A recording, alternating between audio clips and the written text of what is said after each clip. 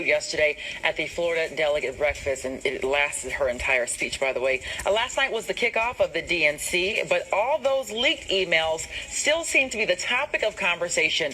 Political expert Keisha Carter Brown of Razor Solutions Group in Atlanta is joining us now from the DNC to tell us more about all that excitement. Good morning, Keisha. Good morning.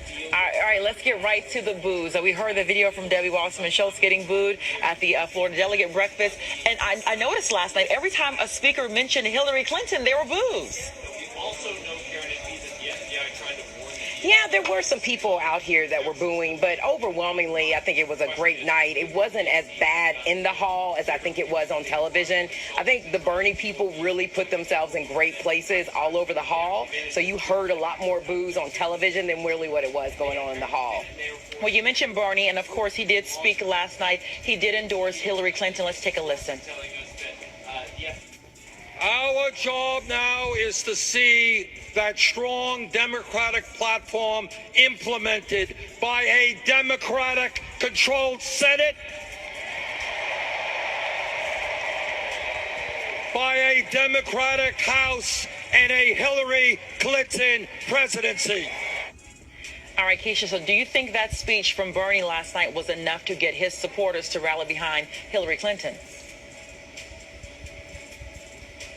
Well, I think for the most part, most of them are there. Even when I was throughout the hall last night, a lot of them were saying, you know, we just need our moment. We need our time. There's like this small fraction of maybe about 10% of them that are just rabid. And, you know, they were actually getting hushed by some of the other Bernie supporters here last night who were saying, you know, let Bernie speak, for those that were even booing while Bernie was talking. So it was really interesting to see kind of the dynamic change. I think with the emails and everything at the top of the day, that was really tense. And even at the earlier rally with Bernie, that was still tense. But by the time we got to his speech last night, a lot of that had died down, and it was really the minority that was still booing and haven't quite turned the page as we would like to see for Senator Sanders.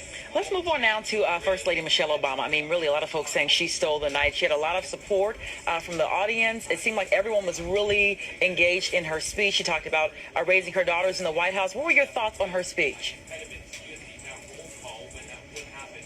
Her speech was awesome. I really didn't know what we were going to get out of the First Lady last night. You know, we all know that the relationship between her and the Clintons hasn't always been the greatest, but she was great last night, and she absolutely stole the show, really connecting, I think, on a lot of fronts. Number one, for women and the importance of this election. Also, I think for minority communities, especially for African Americans, with her references to the fact that she wakes up today in a house built by slaves. I think that reference did more for this campaign than anything else last night.